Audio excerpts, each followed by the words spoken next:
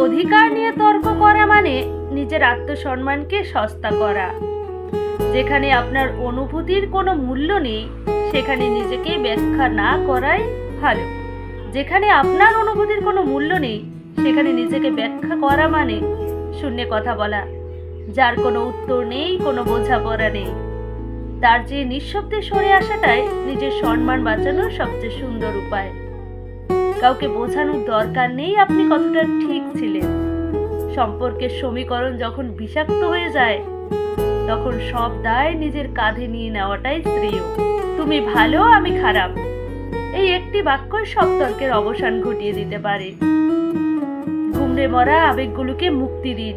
মিথ্যে প্রমাণের লড়াইয়ে জেতার চেয়ে হেরে গিয়ে নিজের শান্তি খুঁজে নেওয়া অনেক বেশি সম্মানের।